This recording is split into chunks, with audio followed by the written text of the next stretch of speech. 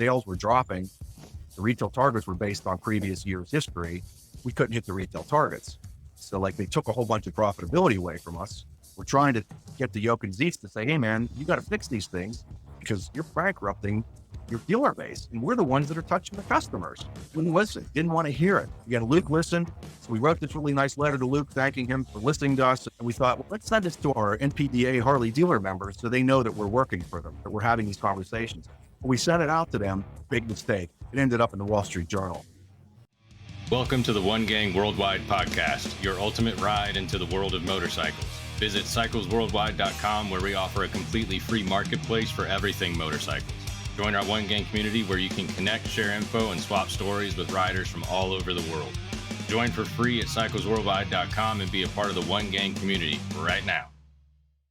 Today on One Gang Worldwide, we sit down with George Gatto, a man who turned a family shop into a powerhouse name in American motorcycling.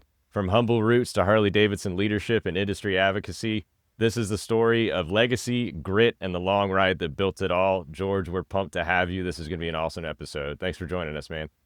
No, thank you. It's going to be fun.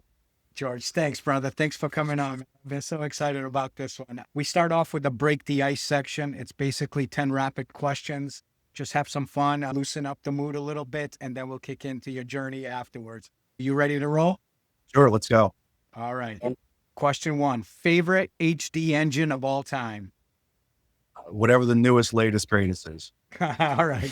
That's true too, because you got to move the inventory. Okay. Yeah. First motorcycle you ever rode, and do you still remember that feeling? Oh yeah, God, I was like 6 years old. It was a little Honda Z50. My dad actually pounded a stake in the ground with a rope. I went around in a circle. Oh, man, that's cool. That's hilarious. It's amazing the memories you still carry, like for simple things like that. All right. Question 3, Pittsburgh born and bred. What's your favorite local food spot to ride to in the area? Oh, geez. My wife and I go through different ethnic groups. I'm all Italian. She's Italian and Polish. Later, we went on a Korean kick.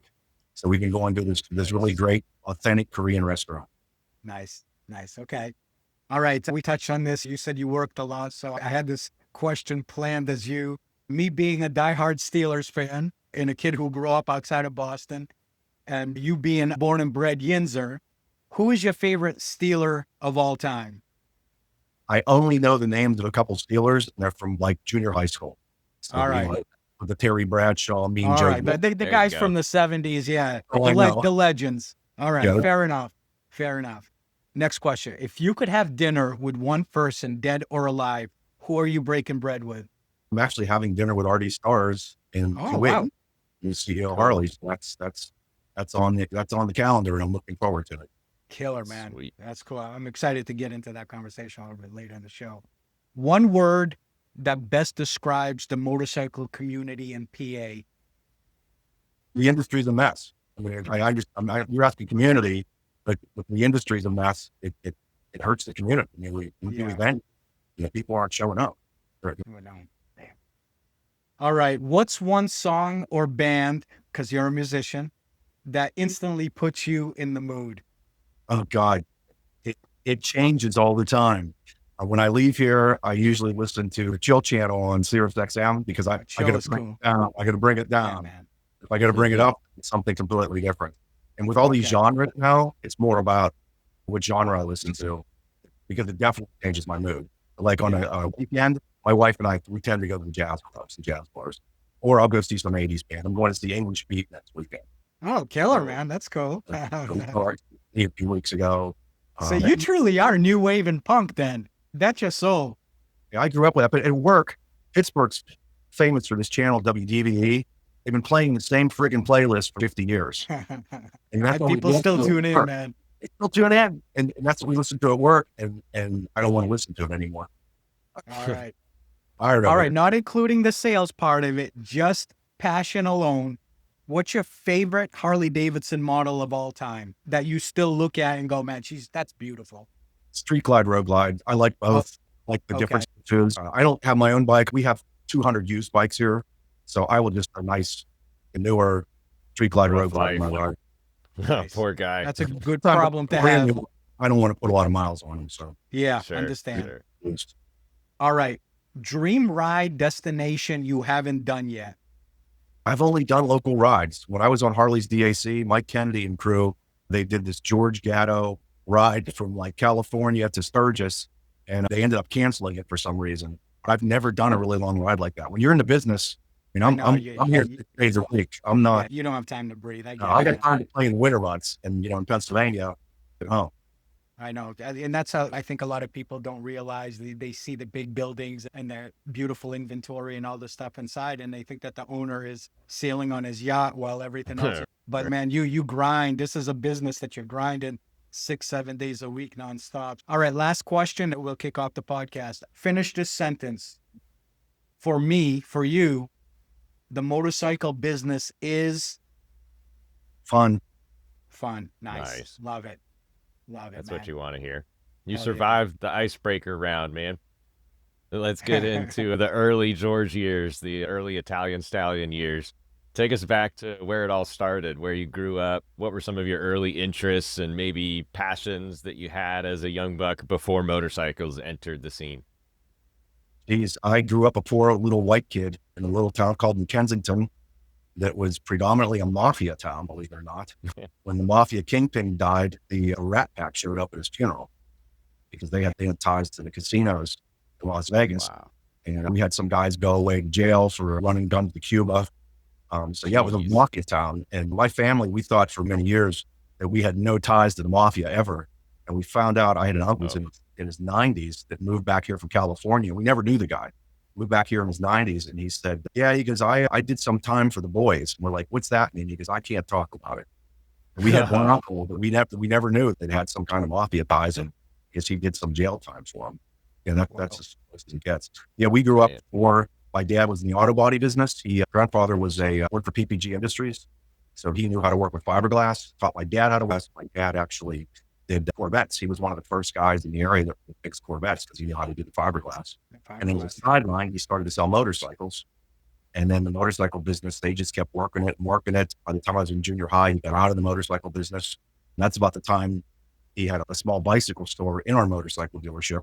I jumped into that, not because I liked bicycles that much. It was because my he's Italian and he's got a temper. And I did my thing. So I ran one bicycle store when I got out of college. I went to 5, and I just couldn't figure out how to make money in that business. And it went through this massive consolidation with big box stores, internet sales, and we ended up selling off or closing the bicycle stores probably by the early mid 2000s. And in 2007, the Pittsburgh Harley store came up for sale, and that was our second Harley store. So I'll go first. Hey, before we get into that, can I ask you a question? What do you remember most about growing up in the Gatto Cycle Shop? What were some of your early, you said your dad had a temper, obviously he's old school and I get it. So you growing up working for your dad, and what are some of the memories that kind of started to mold you a little bit? My he's a really intelligent guy. He would merchandise when everyone else had a dirt floor and oil soaked flooring. He had carpeting, he had lighting, he was very early to do that. What I remember is we didn't have any money. We were poor. We struggled. In the winter months, my parents didn't take a paycheck. I didn't take a paycheck. It was a huge struggle. He started with Suzuki, Bridgestone, Bultaco, Mako, Hodaka. I remember all those brands. And I rode a lot back then. I always had a dirt bike, rode in the woods around the house, loved the riding. I loved the product, but we never could make any money until we picked up Harley right when the AMF went over to Harley. I think the first bikes we had were AMF bikes. So it would have been like 80, 81, we became a Harley dealer. That was a struggle until mid 80s. And then by the late 80s, that business was. That's when it was bought back. It was bought back, and then the whole Evo world came out and it changed the whole thing. And then when you said dealers with yachts, I mean, that's the 90s, that's when the dealers had yachts. And I remember the dealer shows, and these guys, they had yachts, they had houses and on exotic islands. They were dumping their wives, dating their motor clothes girls who looked like models. Those were crazy times. That was the time you had to be on a waiting list, correct? So they were already prepaid for booking all the bikes for basically the whole year. So wow, that's freaking crazy. I didn't realize that it was that booming. They could not build enough product. And the problem then is they just couldn't build enough product to satisfy it. And the demand kept growing and growing. It wasn't until 2006 when that peaked.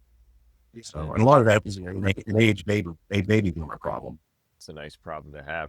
What were some of the lessons that you learned in those early years from your parents and or mentors, if you had other mentors, that you still carry with you today? At that point, I was reading a lot. My other office, I have a huge bookshelf full of business books. You learn like a well-rounded education in college, but they don't really prepare you for anything specific, especially in business. So I did a lot of reading. Harley-Davidson's HEU, Harley-Davidson University, Gym Pack. They brought in speakers. They taught us how to be retailers that would give an exceptional experience to our customers. They taught us how to look at the numbers, how to understand the numbers. There was no better training than what Harley-Davidson put out through HEU. That's all gone now, or just about all gone, a bunch of cuts. But that was great stuff back then. And I learned a lot. I have this philosophy. I'm not the smartest guy in the world. I don't have this crazy high IQ. I wasn't blessed with that. So I have to work really hard at it. So things I don't know, I go find experts to help me and help answer questions. And I'm like business, I'm like God, my family, I'm like God, whatever. Makes sense. Smart. If you had to name a few, what are your top favorite business books that you've read? The Jack Welch book, I don't remember the name of it, but that sticks in my mind. I've read most of them. They become a blur after a while, but you pull a lesson from each one rather than just one is the Bible. It's more that you try to pull a couple lessons from each one, a couple gold nuggets. Yeah, absolutely. So was taking over the family business something that you always wanted, or did that realization come later? There's 4 boys in our family. I'm the oldest. I was the guy that my mom did the books, my dad did the sales, and neither one could do each other's job. So they made a really great thing. So I probably lean more towards my mom's side, where I'm more of the numbers guy. And I felt that if I was going to grow the business, because I had 1 bicycle store, then 2, then 3, then 4, then 5, we did bicycle equipment. And in the day we were doing, I don't know, $4 point some million a year out of bicycles. And at one point we were doing really well with it. But to run that many stores, you better have really strong processes in place.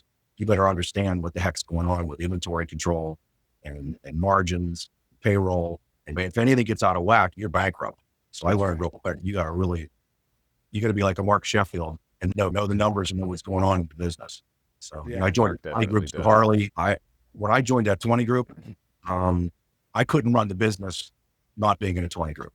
You surround yourself. Right, because they look at your numbers. Everybody compares the numbers, so you have to be on point with that. Before you jump into that, let me ask you a question. At what point did you know this wasn't just a family operation anymore and this was your calling? I don't know if I ever did know that. It just happens. My next brother down from me is an electrical engineer. He sells software. He went to Pitt. I was a Penn Stater. He didn't want anything to do with the business. He didn't like the family aspects. And he bolted as soon as he got out of college. Wow. He's lived all over the country selling software. The next brother down, he specializes in used parts. If you need old parts, he's got them. With this for a while, and it did not mesh very well. So he left, and he does this used parts business. And then the youngest brother's in the business. He likes the power sports side more so than the Harley side. I like the Harley side more so than power sports. So active in that store for a while, then he took a little sabbatical, and now he's back in that store again. So we each kind of, there's only 2 of us in the business at this point. Gotcha. But I'm president, and I'm 51%. You're carrying on the family name, basically. I'm responsible. I have the responsibility on my shoulders to make sure things are being done correctly. If we're not, it takes the whole ball of wax down really quick. It's a lot of responsibility to make sure things are being done right. And with families, families don't operate like a real business do. The family BS in there. For sure. It's probably the only part of the business I don't like. Family stuff, it's just various degrees of bad. I don't know how else to describe it. Because it becomes personal. So that's the hard part, is feelings attached to the business side, which destroys it. That's the hurtful part. Completely understand that one. Can be potential entitlement and stuff too. So my ears perked up. Entitlement. The entitlement is the word right there. Entitlement. Yeah. That's tough to deal with. My ears perked up, and probably some listeners did too, when you said the 3rd oldest brother specializes in used parts. Does he like flip stuff on Facebook Marketplace, or does he have an actual business? Can you plug him real quick? He didn't leave on the greatest of terms. We get along. Like, I know very little about his business. I was there once 20 years ago. It's called Cycle Warehouse. He specializes in old parts. He is like Rain Man. He can pick up a part, say, I bought 2-ton Tom. These guys all have goofy nicknames. And I bought it for $5 and it's worth 50. And this is what it fits. And he's just got this mind for that. That's and incredible. He does, and he lives the life. That's what he does. And it's so far from what I do. Stuff to us we write it off. It's slow moving inventory. Right. And All he's right, let's made get business into out of it, so good for him. Definitely. Let's get into the expansion in the Harley-Davidson era. Before HD came into the picture, Gatto Cycle Shop was already strong. What made you decide to expand further? My parents did Harley when I was like coming out of high Yeah. school. It grew and grew. And I was running these 5 bicycle stores. Then I went down to 4 thinking maybe I'll make more money or make a better living if I go to 4. But I'll back up a second. My wife's a physical therapist. She was making more money than I was running 5 bicycle stores. And it's because she doesn't just have one job. She was working extras. And she was out. Oh, she was making more money than me. And I didn't like that.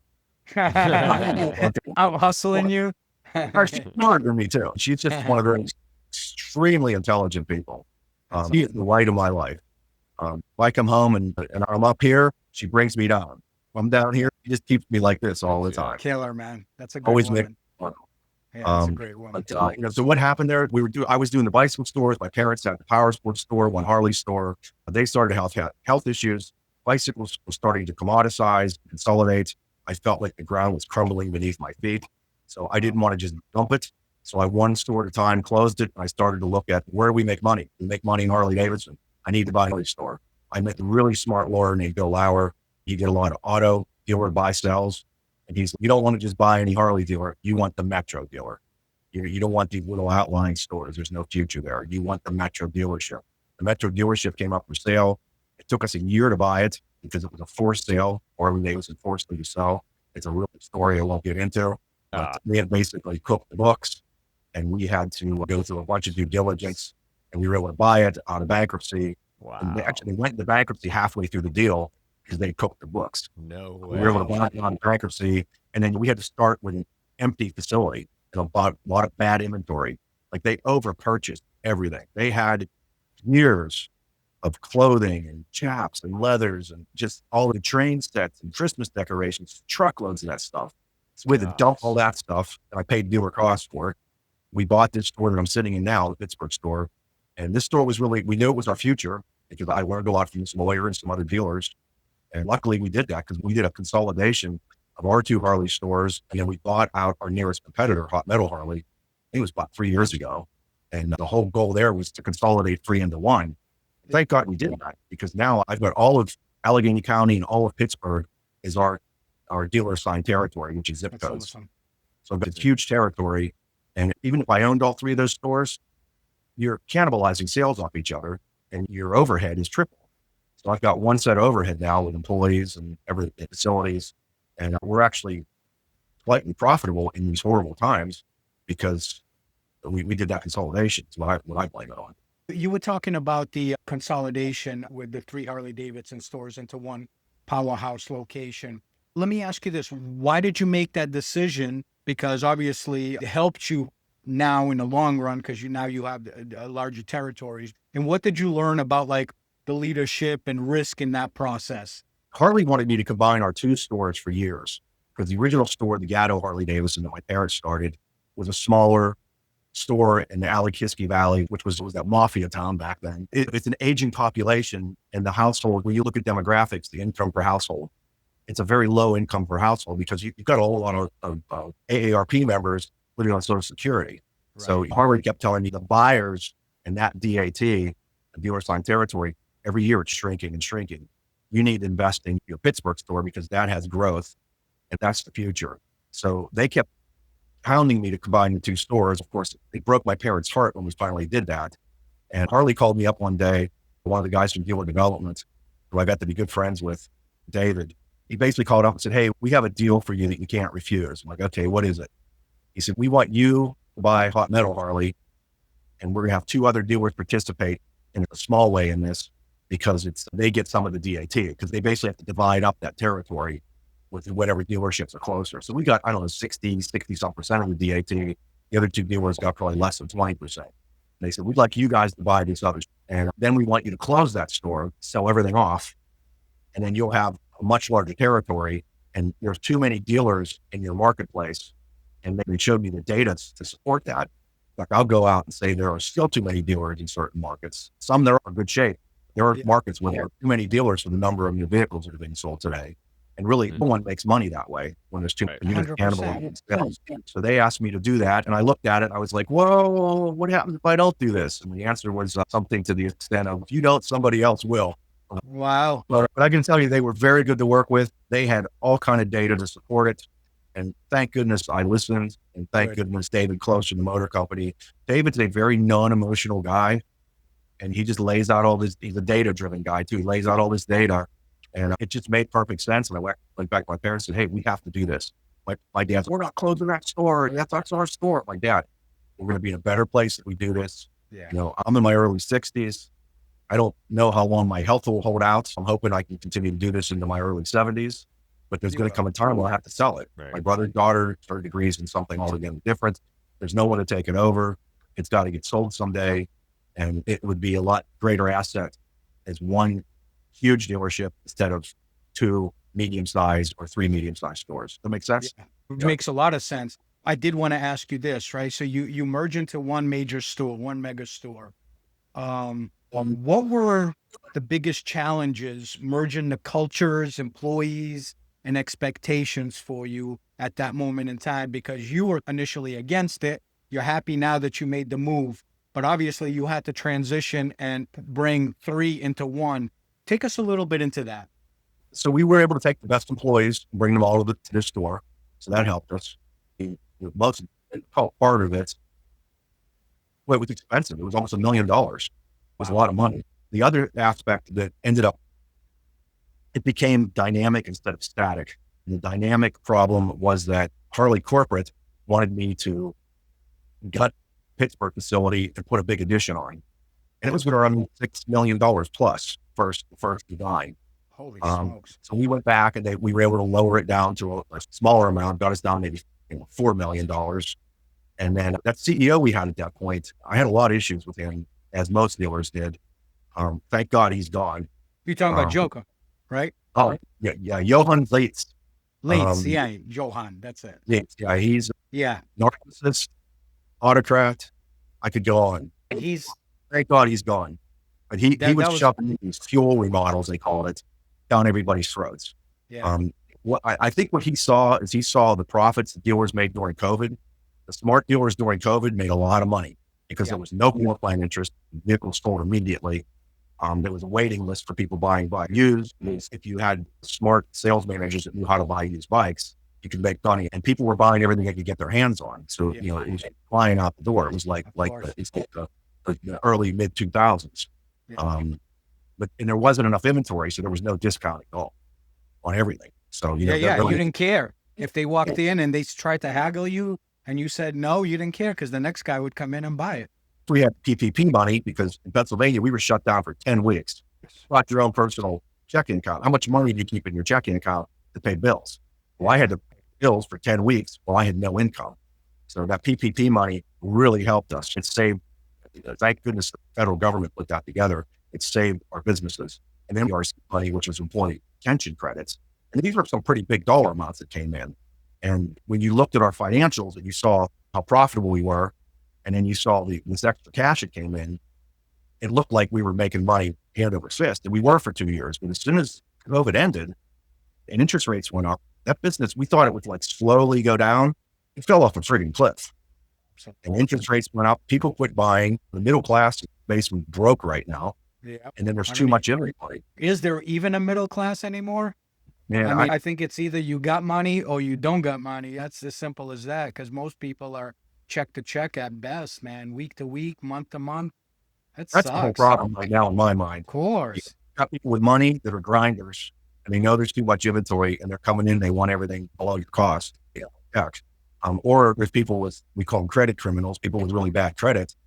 They buy no matter what. We can be in the worst recession on the planet and they walk into the store, see something shiny that they want, they're going to try and buy it. Yeah. They can put it on the credit predators out there.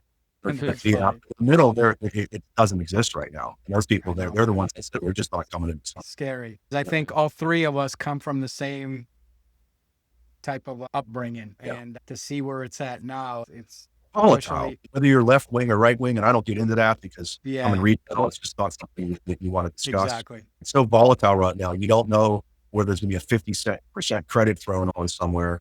The YPO friend He buys a lot of metal. I mean, it's big machine shops. He makes stuff for airplanes and airports. He buys a lot of aluminum. He buys it from Canada. His last orders for aluminum in Canada, $250,000 for raw aluminum. It's a 50% tariff. That's $125,000 tariff on top of the two. Dude. People are wondering what's going on with inflation. There's a prime example of it. Yeah. Oh, and I'm talking about these fuel models. So as time went along and dealerships, their financials started to look worse and worse, Harley did react. They did lower the qualifications or the rules for a fuel facility remodel. And it was originally, I think, 187 pages. It's down to about 10 pages now. And I got to say, the motor company, I've always found them really great partners. The only time period they were not good partners, that they were actually horrendous partners, were the Yoke and Z tiers. Okay. He was just a narcissist, doesn't listen to anyone. They think they're the smartest guy in the room. Right. They listen to no one. And dealers, to our dealer organization, the NPDA, we have this Harley Dealer Council. We were all ex-DAC members. DAC is Harley's Dealer Advisory Council. So we knew what it was like to work with Matt Levitich and Mike Kennedy and all these great leaders that the motor company had. We were writing letters saying, these are the issues we're having. And we weren't getting any response. We did finally get Luke Mansfield, met with us in person at the AIM show. And then we did a Zoom with Matt, and we sent a really nice letter to Luke, basically stating, hey, thank you for meeting with us. These are the 8 bullet point issues that we discussed. And they were all basically profit motor company taken away from us. They lowered our margin on new. They lowered our margin on parts, lowered our margin on clothing. They started to aggressively sell clothing and parts online through Harley-Davidson.com and direct competition to us that we used to make, I don't know, in the 20-some percentile on those items that were sold online. Yoke and Zeet said, no, that's my money. That's not yours. He lowered that down. Wow. So we're competing with other companies, and then they overproduce clothing. So what are they doing? They're running at 40, 50, 60% off online with free shipping. Gosh. And why would customers come in my store? Yeah, nobody. My margins are a fraction of that. They can buy it online, free shipping, have it shipped right to their house. I get on my phone here emails every single day show me every item that's being sold on the e-commerce site. I got to tell you, you want to puke because I see customers that used to come in the store all the time, find stuff online. And that was one of our bullet points, and lowering our margins was a bullet point. They increased retail targets because sales were dropping. The retail targets were based on previous year's history. We couldn't hit the retail targets. So they took a whole bunch of profitability away from us. We're trying to get the Yoke and Zeets to say, hey man, you got to fix these things because you're bankrupting your dealer base. And we're the ones that are touching the customers. Wouldn't listen, didn't want to hear it. Wouldn't listen to any of us. Again, Luke listened. So we wrote this really nice letter to Luke, thanking him for listening to us, and wrote tough issues that we had in the letter. And we thought, well, let's send this to our NPDA Harley dealer members so they know that we're working for them, that we're having these conversations.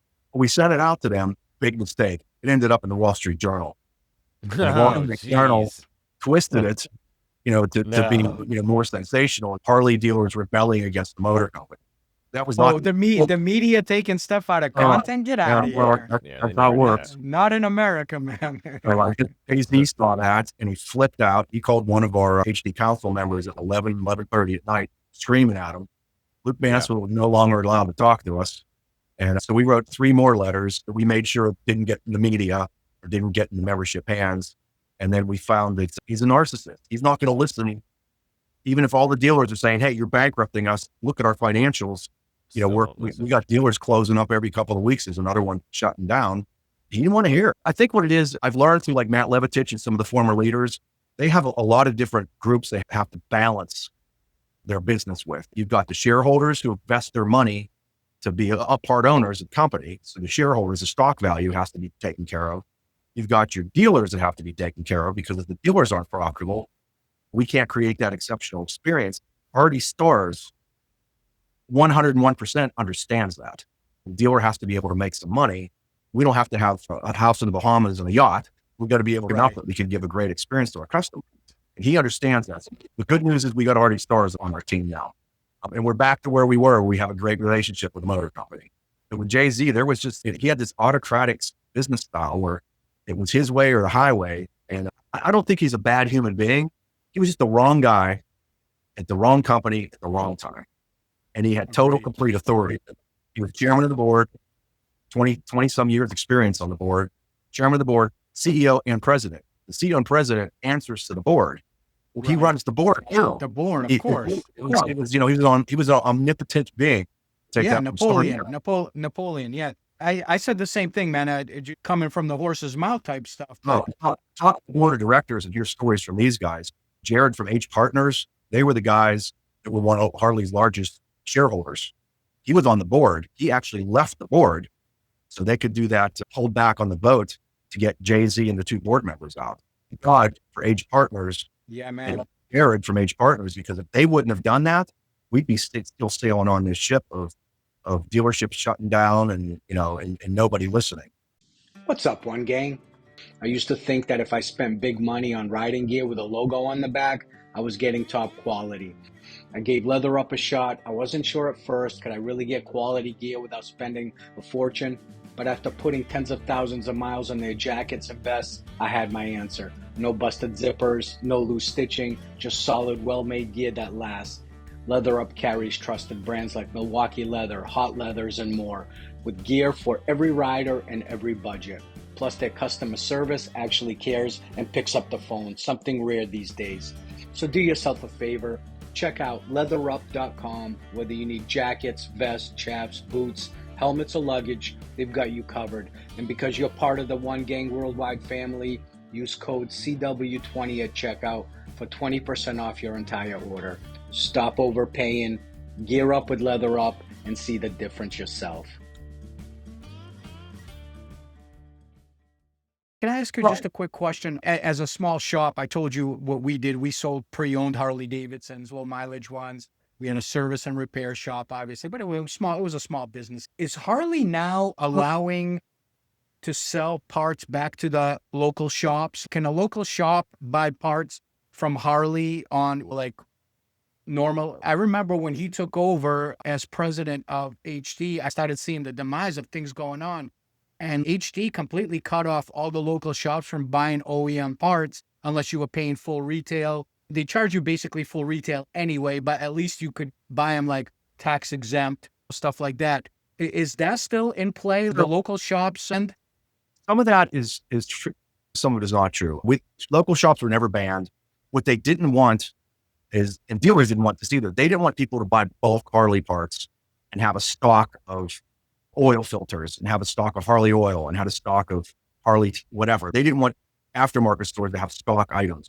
What they always allowed was if somebody had a bike in for repair and they needed to buy 27 parts for that Harley, they could come in and buy those 27 parts. The margin is they reduced our margins. So we didn't have the margin to give a 5, 10, 15% discount. We just didn't have it. The margin. Understand.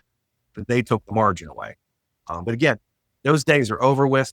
And I could spend hours on understand. H Partners and all that. I had a 2.5 hour lunch with Jared from H Partners 3 weeks ago when I was in New York City visiting my daughter who's in graduate school. And man, I learned some stuff that just blows you away. Board of directors doesn't always work the way you think it does. Especially when you have an autocrat running the board and running the company. Guy had to quit the board to get this change made. And again, thank God for H Partners. Yeah. We'd still be stuck with not just Jay-Z, but we'd be stuck with these board members that supported Jay-Z and everything that he did. 100%. So, and that's the behind the scenes story. And what I have to point out though is there are really good people that work at the motor company, very hardworking, very loyal to the brand. There's a group of them that just left and said, I'm out of here. I can't deal with this guy. And there was someone that got hired because they disagreed, and you don't disagree with a narcissistic autocrat. And then you've got people that stayed on hoping they can bring the brand back to what it was. We have some of those people, or a lot of those people are still at the motor company. With new leader Artie Scars, the guy's only been there 1 month and 7 days, and he's already making a huge impact. Awesome, man. That's good. things. We're going to get into that for sure. 100%. Yeah. Great guy. Because people were like, he's a pizza guy. He's a golf guy. No, he's a. And on top of that, my dilemma with when they hired the other one was that he comes from the Puma world of Europe. He's a European guy, which is nothing wrong with that. But you don't appreciate American history and American branding and understand what the Harley Davidson really means to the United States and the people of the motorcyclists of our country, and then try to run it like a sneaker company or whatever it was. I always thought it was a bad hire. He wasn't even a hire. He was president of he ran the board of directors. When they let Matt Levitich go, I love Matt Levitich. I still stay in touch with Matt. Matt's the kind of guy, when he would come to Pittsburgh to meet with the union, he would stop in the store. He'd talk to me for 15, 20 minutes. He'd go out on the floor and talk to customers. He'd go in the back and talk to my employees. Matt always felt that you needed to walk a mile in their shoes. That was one of his philosophies. And he lived that. But Jochen, he put himself in as president and CEO, and it was supposed to be temporary. For some reason, he decided to stay there. I mean, he had one hell of a pay package. If he would have got, I don't remember the number, but if he would have got the stock up to $65 or $70, he was going to get like a crazy amount of money in a payout. I don't know, $50 million or some crazy money, because of his business style. And again, I don't think he's a bad human being. His business style was the wrong business style for Harley-Davidson. We were used to people that were like a Mike Kennedy. Mike's now CEO of India. Mike was a senior VP at Harley. These guys, you could call them on their cell phone, have a conversation with them. If you didn't agree, it was okay to disagree. You could have a conversation. There was no discussion with this guy. Zero. There was no discussion on anything, whether he was right or wrong. He didn't want to hear it. He was right. Yeah. That's the definition of being a narcissist. Yep. 100%. Yeah. Right. And that's, in business, that's an absolute nightmare. I get wound up on this stuff. Sorry. Yeah, no, you're passionate, man, and you're angry because you're running a business the way the model states to run the business. And when you're getting kicked in the nuts every day, man, by the people from above, it hurts, man. It was him and his business style. It's, I don't know if you have to have a motorcycle background to run a company like this. I don't ride a lot. I ride a little bit, like a Chris Callan. That he's ingrained with everything going on out there in the motorcycle world, new and used, more so than he's in the choppers, all the customization. I don't know anything about that stuff. I know my little piece, which is running a dealership. That's really all I know. I was just with Chris a couple of days ago, and I need to spend more time with him because he knows that other market that I really know very little about. Cool. Getting involved with the National Powersport Dealer Association. I'm one of the founding members. I know you're going to interview Bob Eltoff, and Bob. Yeah, he already came on.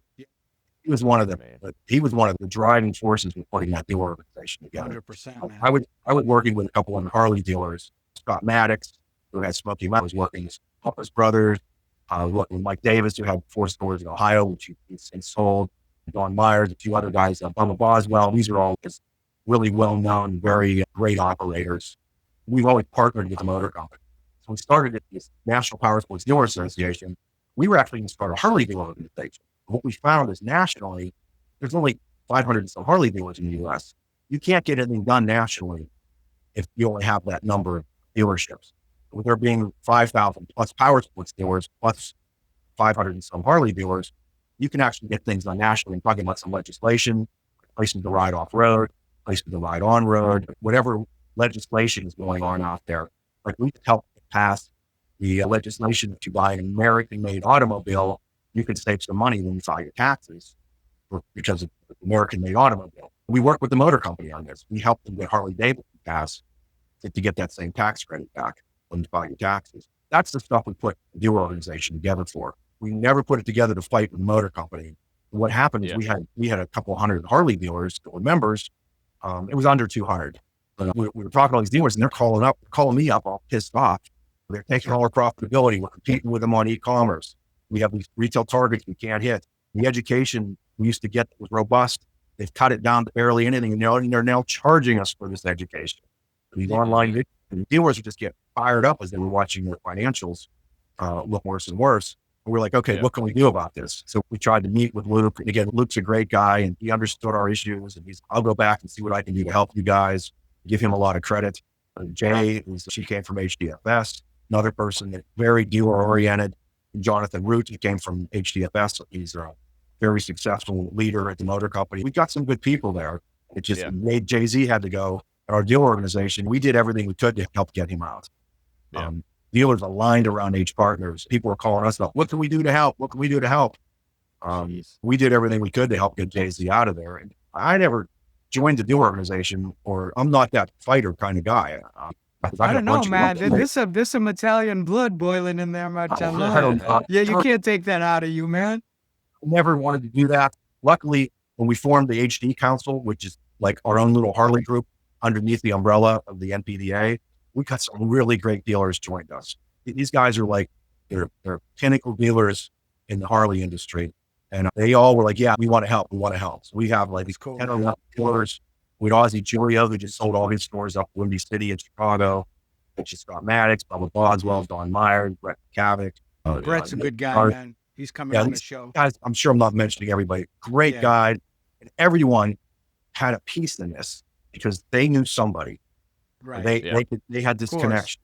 And so it was not me by any means. It was this group of dealers that was able to work together to try and get Jay-Z out. And I think we had a small part in getting him out. And I'm happy about that because, again, we have already stars right now. And he's got a lot of work to do. He's going to make some decisions where we're in a far better place with his leadership than we were under the last regime. George, it's funny you mentioned legislation. This is perfect timing because we had Scott Schlegel on yesterday. Oh, great guy. Motorcycle Industry Council. So it's cool to have your episode will release right after his episode does the previous week. So it's good timing to have both sides. Yeah, man. There's two things that have affected my life in a really huge manner. One is this business organization called YPO, Young Presidents Organization. I joined in the year 2000. They are worldwide. It started in the U.S. Pittsburgh has a big chapter. I've been real active with that group. It's a networking group in size. I'm going to tell you, I'm probably the smallest company in there. But you've got like the Wrigley's are members. You've got like Walgreens members. It's tough. Must have 50 full-time employees and a minimum of 2.5 million annual employee compensation. Or it's got to be X amount of dollars in sales. And I think it's 15 million. I'm looking at revenue. We're around there. Yeah, it's an organization no one knows anything about. You have to be asked to join. I was lucky to have some other friends that were members asked me to join. I remember the first time I walked into a YPO meeting, my wife, who'd be level all the time, we walk in, she looks around the room, she goes, "Oh, won't you feel at home? A room full of business nerds." Leave it to the wife to say things like that, man. That's funny. These guys have become some of my best friends in the world. We share everything with each other. They have this thing called Forum. And a forum is a safe place. There's 8 to 10 people in a forum. You have to be asked to join. You can talk about business, family, health, whatever you want. You can ask for advice. You can just say, I want to get this off my chest. It's a safe place. If you break confidentiality, you are out immediately. They throw you out. That's great, man. It's like a board of directors, best friend, somebody you can call at 2 a.m. in the morning. So that has really affected me. The other thing that's affected me, and you'll laugh, is the Garage Composites 20 group. I was in all these Harley groups, very good 20 groups. You learn a lot about numbers. You make best friends for life. Those guys do a great job. They don't push each other in the Harley groups. Garage Composites, we had Tony Gonzalez as our facilitator. My brother quit the business for a little while. He came in my office and I quit. I don't want to do this anymore. All right. I know how to run 2 Harley stores. I don't know how to run a power sports store. How am I going to do this? I asked around. I had some friends say, you need to join a Garage Composites 20 group. I got in this 20 group, Garage 2, some of the best friggin' retailers in the country. These guys are just awesome retailers, some of my best friends. So I joined that. These guys push each other and they push each other hard. So what you learn real quick is 20 group is you're comparing your financials with 15, 16 other dealers. So you're looking at F&I and you're looking at everybody's F&I numbers. You look at everybody's parts numbers, everybody's new vehicle. And people in there very quickly what great looks like in every department. It's rare one dealership is great in every department. Right. You know, Mark Sheffield can attest to that, being a facilitator. But what you learn is these guys will share with you because you don't compete. So we meet in person 3 times a year. We share every month. They push each other and they will push you as hard as they have to push you to the point of humiliating you to make a decision that you need to make and you're afraid to make it. Like you may have a sacred cow employee in your F&I office who's doing nothing. And you see what these other guys are doing and you go to 3-4 meetings, they're like, you need to train them or replace them. So you train them and you still have horrible numbers. Then you go to a couple more meetings, you don't replace that guy. They're like, hey, you got to replace this guy. You're out of the group. Or what the heck's wrong with you? So I learned that you need to push sometimes. There's a place for that. Like this whole thing with Jay-Z, we needed to push. Our dealers that were members were telling us, you need to push because this is what you need to do. And that's what we did. We pushed. Nice. So we were a little antagonists. I don't like being that guy. Like I learned sometimes you just have to do it. It's your livelihood. Yeah. You have to do it. Let me ask you this. What's the most important thing you've learned about leading people that only experience could teach? Oh, geez. My grandfather told me a lot of long time ago, be humble. Maybe there's times I should take the credit for something and I don't. But what I've learned is probably you surround yourself with the smartest people you can find, and you are who you hang out with. When I'm hanging out with my YPO friends, I'm learning all kinds of things about HR, about banking, about business. Like my forum here, we had somebody that was, president of a bank, and somebody president of construction company, president of insurance. Um, you surround yourself with these really smart people, and you feed off each other. So for me, I used to like to read all these books. I don't read that much anymore, but I'm on the phone with people all the time. I talked to Bubba Boswell yesterday for a while. A competitor here in Pittsburgh, Pokey Weiss, he's a city Harley. We're direct competitors with each other. The guy's a freaking great operator. He's a good, honest guy. He was a huge help when we had to buy out that store and close it. When you find yourself with people that are that smart, it just makes life so much more fun, 100%. so much better. And I love being around people that are smarter than I am. Yeah, So great I hope advice. Great Yeah, advice, George. definitely. Great advice for sure, man. So we live in the world of social media where people are sharing their wins and usually hiding their losses. Sometimes you find a diamond in the rough that shares it all. In your journey so far, what's a moment of hardship or failure that really tested you, and how did it shape you moving forward? the recession of '09, that was wow. Sales fell Yeah. off a cliff. And then we experienced the same thing after COVID. So I was much more prepared for it because we had gone through the recession. And what I did is I reached out to some YPO friends and said, my God, my business is in the tank and I'm trying to cut still. And I don't know how deep I have to cut, or I don't know what's coming. So a couple of friends in YPO said, hey, we got this consultant. You want to talk to this guy? I hired this consultant that 6 or 7 YPO friends used. And he came in every month. One of my friends named him Mr. Creams. And every time he'd come in, he'd be like, okay, we're cutting 100 grand out of your expenses. We're cutting another 50 grand out. We're cutting another 75 out. Wow. And having to make those cuts were some of the toughest things I ever do in my life. I had to cut people. I had to cut people I had long-term relationships with. We cut like carpets that used to come in the store. We cut the toilet water machines. We cut everything. And he would still find more stuff to cut. How many sleepless nights did you go through back then? I still have sleepless nights today. I wake up at 2 a.m. thinking about this problem or that problem. People, I think, don't understand that running a business, it is not glorified. I think most people are not cut out to do it. And sometimes I question if I am. But you just got to do what you got to do. You gotta do what you gotta do. Business is the golden goose. You got to keep it healthy no matter what. I have a dealer, very close dealer friend of me the other day, called me up a couple months ago and said, man, I got to cut my general manager. I can't afford him. And then a month later, he calls me up and he's, yeah, I'm cutting my sales manager. I can't afford him. I'm like, what are you going to do? He's, I'm the GM and the sales manager now. That's where a lot of us are at right now. And a lot of us, we've had to lose some really great talent, and it's going to be hard to replace these folks. And I'm lucky with the store again because of the consolidation. And I've got a really great team here. We're okay. We're not making crazy money, but we're leading our district in new vehicle sales for the first time in 25 years. Good for We're you. leading used vehicle sales. And these sales aren't what they should be, but they're enough to carry the business forward. And I've kept my overhead down. I didn't do that big remodel. I didn't just say, okay, y'all, I've already got 200 grand in architects and engineering fees. I'm probably going to end up doing remodels for not much more than that. So I'll have this whole thing done for under $500,000. Awesome. And again, Harley's been really great to work with on this. It was that former regime. I think the reason why I get so wound up about it is because all these years with Harley, it was a company to work with because there were such great relationships. And you had this really open conversation with executives. You could talk to any of these folks. And we had ample opportunity to talk to them. We had 2 dealer shows a year. You could talk to Larry Hunt from President HDFS. You could set an appointment, talk to Larry for 2 hours if you wanted to. You could talk with Matt Levitt. You could talk with all these folks. And that just all went away. It just became, it was a giant wall. There was no discussion anymore. That's not what we were used to. Dealers, besides the financial aspect, that's not how we were brought up being Harley dealers. We were used to talking to each other, listening to each other, working together as partners. We were aligned as dealers in the motor company. Yes, we would disagree on some things, but you get past it. Of course. And you can have that for the last 5 years. Every year it just got worse and worse. It's over, and I got to quit talking. Yeah, no doubt. No, it's good. It's good. Got to talk about that stuff because it affected you, affected people around you.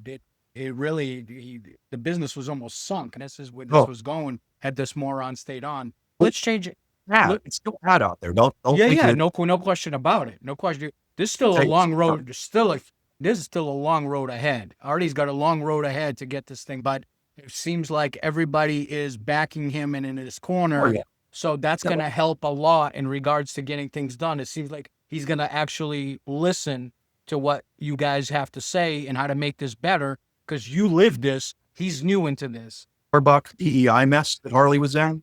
Yeah. No. So Robbie Starbuck picked Harley out because we had a CEO that was he was very DEI, diversity, equity, and I inclusion saw that whole oriented. thing. Yep. Yeah, I'm going to tell you, half my customers are right wing, half my customers are left wing. Maybe it's 60-40 one way or the other. I'm not sure, but you can't put that out there when you're running a retail company. So yeah, I vote every year, and yeah, I have my opinions. I don't Keep need it to 50% yourself. of my customers pissed off at me. So you just don't put that out there. That all came out about Jay-Z, and it wasn't addressed. I was getting dozens of posts on my social media. I'm not the guy putting out all this DEI stuff. All these people posting pissed off at Harley-Davidson. That went on for months. I still get them occasionally, Taking it out at you. but they didn't address it very well. They just let it out there and linger. It's like, I'm right, they're wrong, the end. The typical attitude that we got, and that should have been addressed. And really, if you owned a company and you had a senior leader that was putting that stuff out there, you'd terminate him. Yeah. Yep. But when the senior leader that's doing that, he should have resigned at What that do you point. do there? I only know Charlie Cole. Charlie's another good friend. Charlie owns stores in West Virginia. He came from the auto industry. Really crazy smart guy. He's got 2 sons. They've been buying up stores. Charlie actually sent a letter to Jay-Z asking him to resign because of the wrong guy and the wrong company. You need to resign. And that one made all the news. And then our dealer organization wrote several letters asking him to resign. We got no response. So Man. he would have Tractor, I think you guys were right after, Harley was right after or right before Tractor Supply, but Tractor Supply actually did a great job of addressing the issues. Yeah. Harley did not. Yeah. It did not. Should've He thought he followed was right Tractor and Supply's everybody else lead. was wrong. It's just, you just don't put that crap out there in a retail business. There's no place for it. All right. We sweep that crap under the rug. Let's go a new way, man. Let's go, Artie. Let's kick some ass. I want to ask you something. We touched on it with Bob Altoff because you helped found the National Power Sports Dealers Association. What inspired that for you? And what did you hope to change? Okay, so I have a lot of friends that are car dealers. A bunch of guys in that YPO group, car dealers.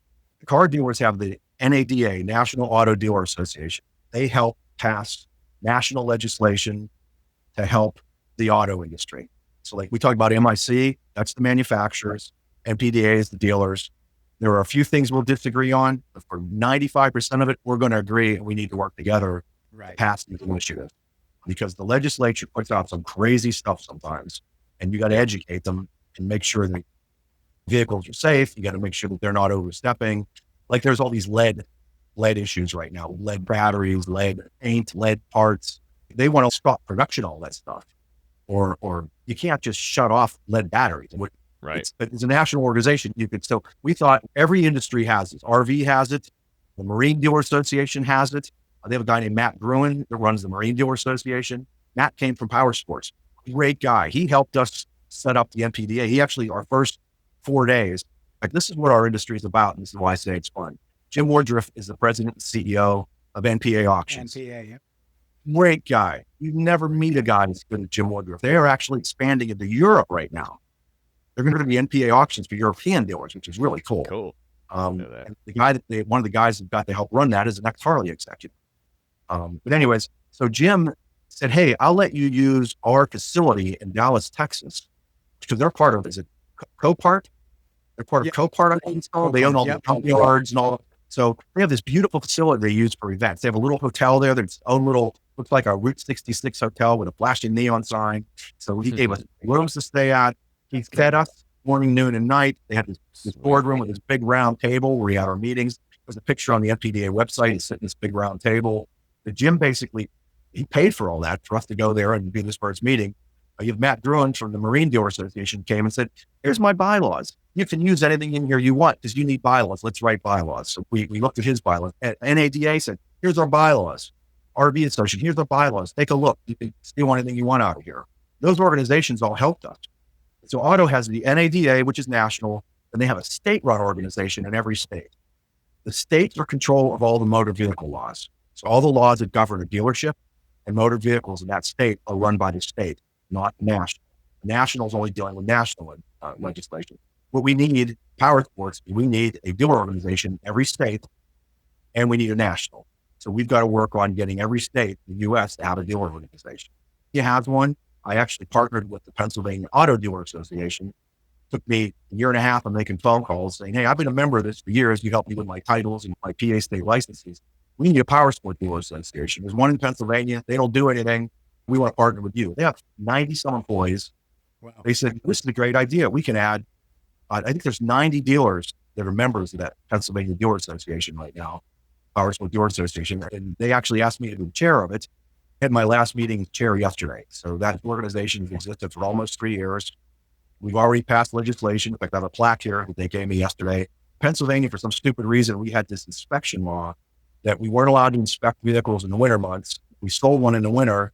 We could inspect it to sell it, but they didn't get 12 months out of the inspection. They'd only get. You know why? A month. PennDOT doesn't even know why. So It's for this. It's for this right here. It's always about this. Why though? What money? Sat down with PennDOT, and we sat down with the Motor Vehicle Board and said, we want to change this back to, because it was 12 months. Can we change it back to 12 months? And they're like, yeah, we think so. We don't know why it got changed in the first place. Some legislator got some idea and changed it. So they just changed that. I have a copy that the governor signed. They gave me to put on my wall for being the chairman of that organization. That organization is there. You want to do things good for your manufacturers, but you also want to do things good for your dealers. So you have to balance it. It's going to be a balance for both.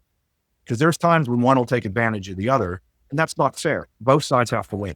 So that's where that comes from. National organization, we need state-run organizations. Don Myers has the Harley store in Baltimore. He just started one in Maryland, and he did the same thing. He partnered with the Maryland Auto Dealer Association. There's other people that are looking to do the same thing. We get to the point where we have all these state-run organizations and a national, it'll work well for everybody. Manufacturers and dealers. That's what it's all about. All right. That makes sense? Yeah, it makes a lot of sense. That's cool. It's great to understand it from your side. We heard it from Bob's side, so it's great to hear it from your end. And we want more councils for the NPDA. Like right now, we have a Harley Council, and Mark Sheffield was trying to do a council for starting dealer organizations in individual states. It's just not easy to do. The relationship with the Auto Dealer Association, starting it on your own is not an easy task. We're even starting the NPDA. We're 3 or 4 years into this, and it's not easy because dealers just don't want to spend the $400 to be a member, and we need more members, and people just don't see the value in it. Or right now, they just don't want to spend the money because they're cutting everything.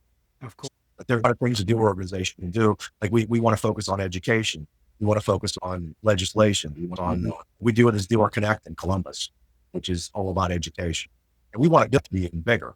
We also want to partner with MIC and some of these other smaller organizations to be able to improve the lives of our motorcycle dealer members, if that makes sense.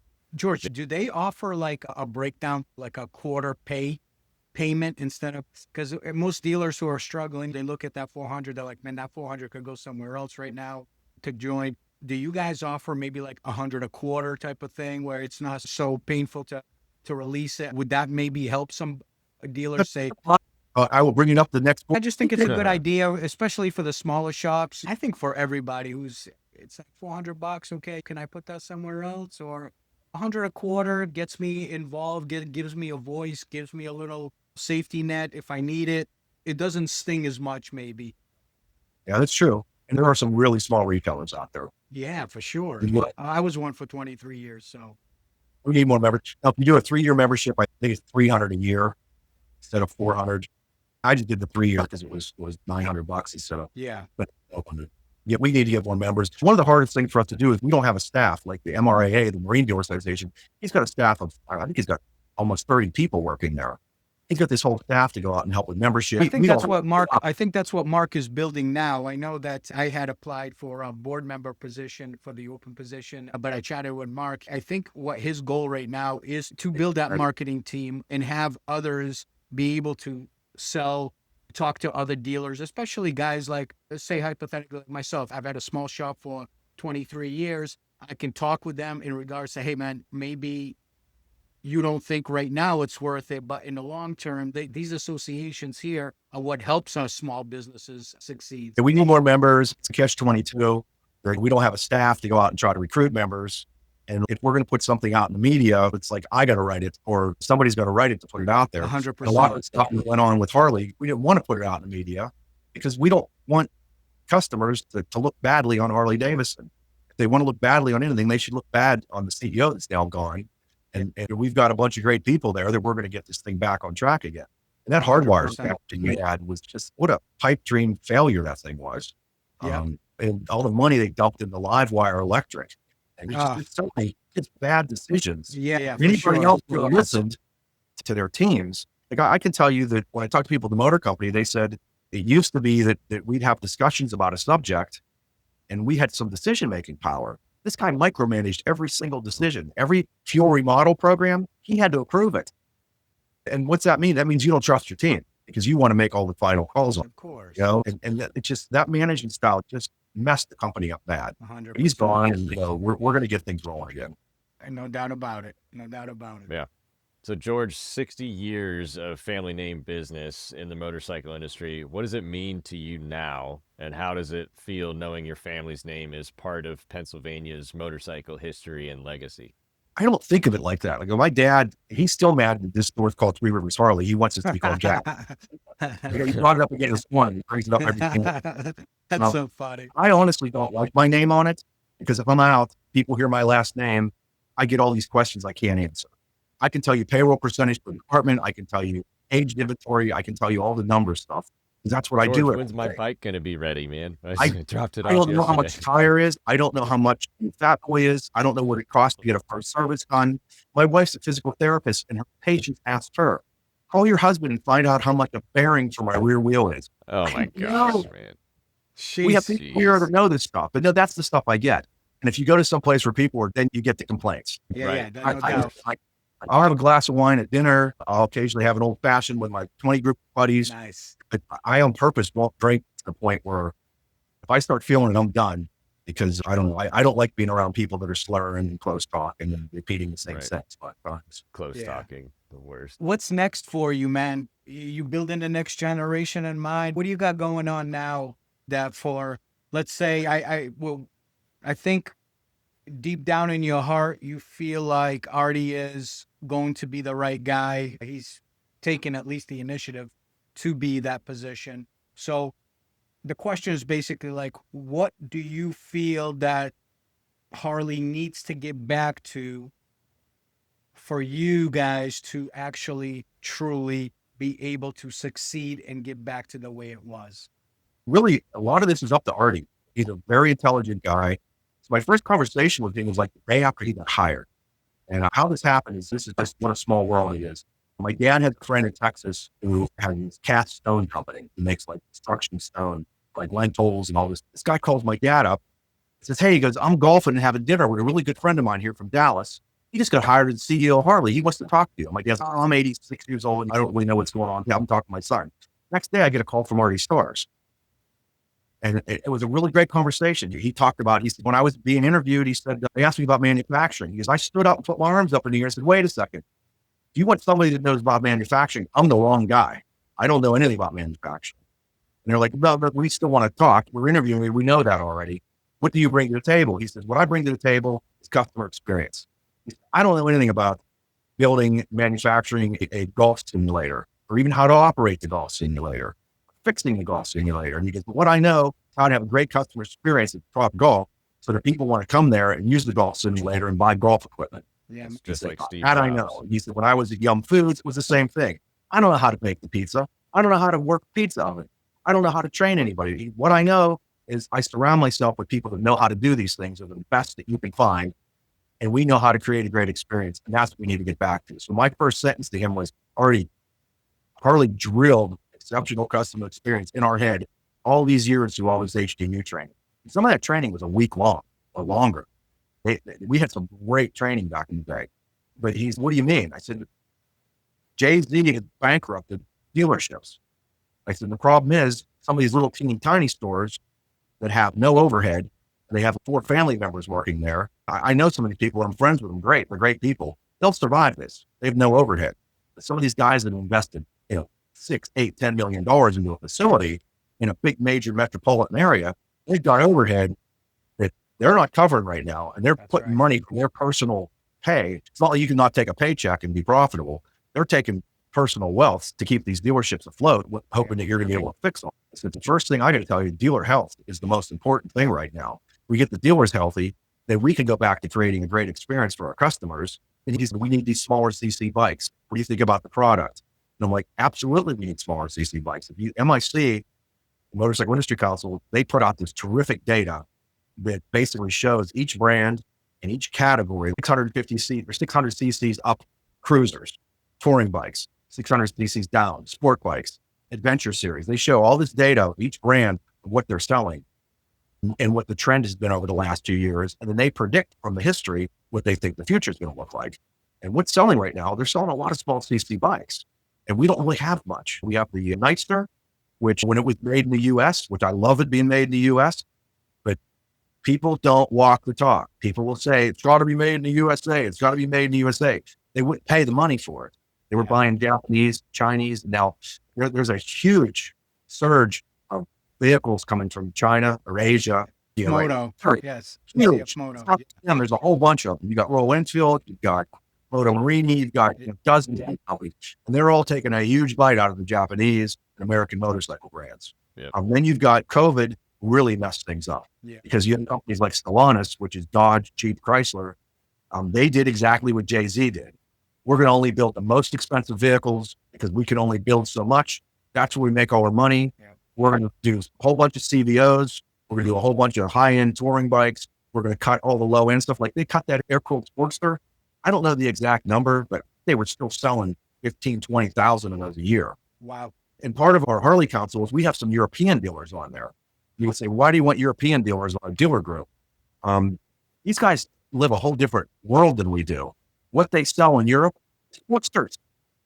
Only 12% of their sales are touring bikes.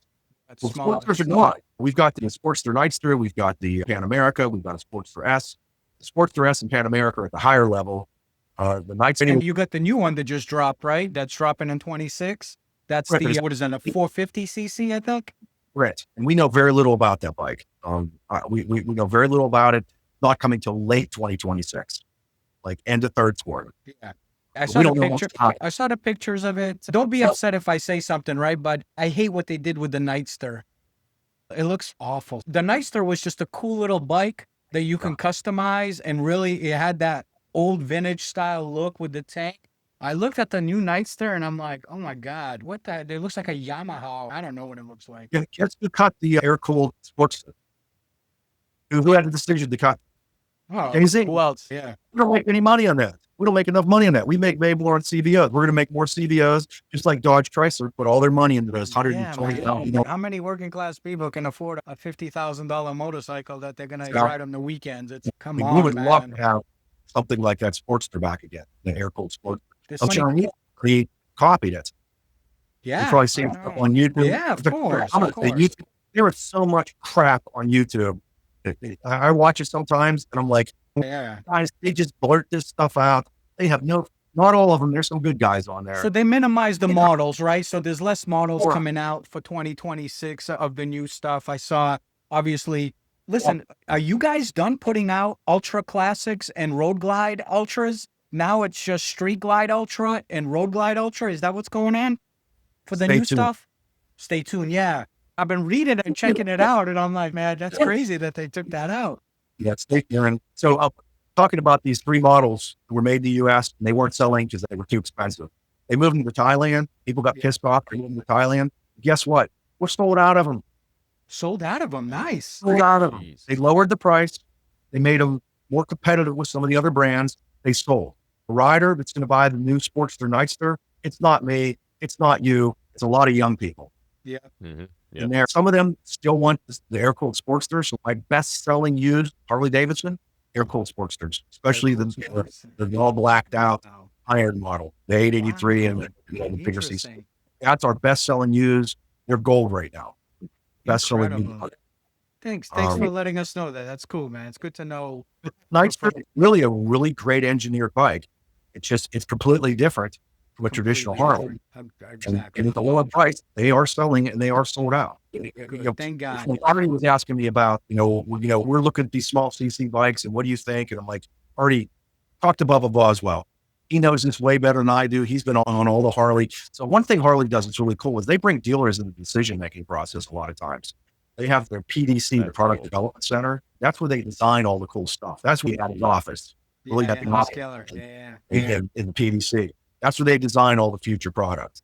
When Jay-Z came in, he cut a bunch of stuff that Matt Levitich was going to put out there. Just saying, we're only going to make these high-priced bikes because that's what we make our money. We're going to drive the stock price up. I'm going to get my $50 million payout. Some of that stuff it's been designed already. Will they bring it out? I don't know. I'm hoping they bring some of it out because some of the previews I saw of it, pretty cool stuff. Yeah. They had that Bronx sport bike. Yeah. It's just people have to get over. Harley is not just air-cooled big twins. I mean, there's more to it. And now the focus is really on performance too, man. They're doing a great job with the new motors and the engines that are coming out, bigger, stronger. It's nice. It's good to see. They're like I have all these like my old master level techs that could work on Evos. I got one left. They all tired. They all aged out. I know, man. I know the old school guys are fading out, man. All right. I know there's a whole business with all that stuff, like Chris and these guys are all into. But I don't know. I don't know much about that. We can't even work on that old stuff. We are working on older bikes. We're one of the fewer dealers that'll do that, but we're particular about what we do. Some of these older bikes, there's been so many. My buddy's got this awesome set of tools and he knows how to work on a bike. And you take it apart and like we see wire nuts from like electrical house wiring in motorcycles. They'll put two wires together and put a yellow wire nut on it and black tape around it. It's like, really? Crazy, man. Or how this works. Crazy. This buddy that can work on a bike and these older bikes, there's been a lot of really bad, horrible mechanics work on it. For sure. We cut one thing and there's 50 other things wrong with it. But we are working on twin cam 88s. We will work on an Evo occasionally, but it's always first. How late do you go? What's your cutoff year for we your don't service? Have we did. The last service manager didn't want to touch anything more than like 10, 12 years old. The service manager, he loved that stuff. Yeah, and cool. if it's something that we can fix and the bike's nice, like we had a guy come in and we put tires on it was an Evo. Put tires on his Evo, and an early Evo. And the front speedometer wasn't working. It's those old mechanical speedometer. Sure. Wheel off, put the wheel back on, but we just put the little mechanical piece with the cable back on. He like stopped his credit card payment for us. We didn't get paid for the tires because he said we broke the speedometer. Oh my God. Like dealers don't want to deal with that stuff. They don't want to work. One a-hole doesn't ruin it. I know. George, if I use the swear word at all, it's because it's a big exclamation point. Like occasionally, very occasionally will drop an F-bomb and my employees, my team here, they know if I drop the F-bomb, there's something big going on. Yeah. No doubt about it. You reserve it. For the next generation of dealers and dreamers listening, what do they need to understand about unity, about having a collective voice when it comes to advocating for real change in this industry? Oh God, how do I even answer that one? You vote with your dollars. I'll go back to the Made in America thing. We had all these customers complaining. We want a Made in America leather jacket. We want Made in America t-shirts. Harley did that for several years. Guess what? They didn't buy them. They were more money. I'm not paying that much. It's paying you want American labor, and American labor is way more expensive than Taiwan or Thailand, China, Mexico, what have you. Right. You won't pay the money. You either walk the talk or, so if anything, vote with your dollars. And if you're buying a certain brand, that's who wins. And if you're not buying something, they lose. Harley, with the middle class not having capital to buy, it's really put a damper on what dealerships are capable of doing. And I will tell you, I am open 5 days a week, not 6. There is 0 overtime. Each of my departments is minimal staff. It's been like this since we fell off a cliff after COVID. You can't afford to bring in more people. This place has to be at least somewhat profitable for it to continue. And on top of that, you're seasonal too. So it's not like you're Florida or California where you're open and riding season's available. So yeah, man, that makes sense. I'll see that stuff. There's 2 months a year. We pay bi-weekly. There's 2 months a year. We have 3 payrolls in a month instead of 2. Well, October was a 3 payroll month. So October is a horrible month for us because not only is it business drop off, I got three payrolls in there instead of 2. And people do that stuff. It's vote with your dollar. And you're where you spend is what's going to win. Like Mike Kennedy, and he's the CEO of Indian. I don't want Indian to fail. It's already failed on its own 3 or 4 times now. people are buying Indians, that's where the money goes. If you're buying Harleys, that's where the money goes. That's right. So, they get the votes. I don't really have them. It'd be great if somehow, and I know it's stupid to say, but I don't care. You have two legendary American motorcycle brands. Would be great somehow if they can help each other. I don't know, man. I know the Indians got their own dealership and franchise, and Harley's got their own, but I don't know, man. Brands are cool. I used to be a Polaris dealer, and I hated doing business with those guys. They were just god awful to do business with. I hated their business model. It's a very high volume. If you do high volume, you win. If you're not doing high volume, you don't win. And it takes customer experience to what I think is a bad customer experience when it's all volume driven. And they owned Indian all these years, and they were losing 50 million plus a year. They've never had a profitable year. And they basically gave the company away. Yeah, of course. If there was any money. So you can look in the financial documents. They actually gave a big giant credit to this BC Capital company. Absolutely, man. Absolutely. It's a huge failure. KTM, what an awesome brand. I don't carry it. Awesome brand, European brand. They're moving most of the production over to India with Bajaj. Maybe it's a good thing, maybe it's a bad thing, but they were basically bankrupt. Good for anybody when that stuff happens. No, 100%. I don't want to see it fail, but we're seeing massive changes in our industry, and I think in the next 36 months, we're going to see more massive changes, especially this economy stays a piece of crap than it is right now. And people are it's so volatile, people are afraid to spend money. And the cost of just everyday goods, like my wife, the wife that made way more money than me all this, she complains every time she goes to the grocery store. She says, ridiculous. It's brutal. No, man, it's absolutely, I agree. It's a big change. Very active. Look, your NBA auctions, very active with our NPA board. Is one of our key advisors. And he was talking about credit card debt. He said credit card debt is at record highs right now. The cap, chartered on the cards, they're paying out 20-some% interest on just, household goods. And on top of that, how many people are filing for help in regards to not being able to pay their credit card bills? And we're living in wild times right now. And unfortunately, our industry, it's a passion-driven industry, which kind of fluctuates, obviously, with the economy. But just pray that we keep moving in a better direction. I think things are going to work themselves out. I think right now, with all the garbage that we've accumulated through our governments over the last so many years, and now to make this change and trying to keep everything in-house, and it's just going to take a little bit of time. I just pray that we can get these tariff issues resolved as quickly as possible for the power sports industry. It's going to help us a lot. But George, let me ask you this. Where can people follow you? Where can people get in touch with you if they have any questions, if they want to check out what you guys got? Where are you most active on? Probably respond to emails better than anything else. My email's on the NPDA board website. It's George at threeriversharley.com. Yeah. I try to reserve my cell phone for just the most important things. I am on Facebook. If I know who you are, I keep it private, but if I know you, I'll friend. I have an Instagram account, but it's mostly music and basically music, food. It's not really, I don't have a lot of friends on there, and I love music. I love all kinds of music. Yeah. By the way, he was second row for The Clash, right? Oh yeah, my poster back. Yeah, that's cool as hell. Got me that poster out of Stanley Theater in Pittsburgh. I was second row center stage, and Joe Stromer, the lead guitarist, that guitar back there is a Fender Telecaster replica of Joe Stromer's guitar. Yeah, awesome. It's spit on because he was they were kind of punk and they were yelling. I was like a little wet from Joe Stromer. I was so excited. Awesome, I was spit on me doing the posters. That's awesome. You act close up these musicians that we idolize.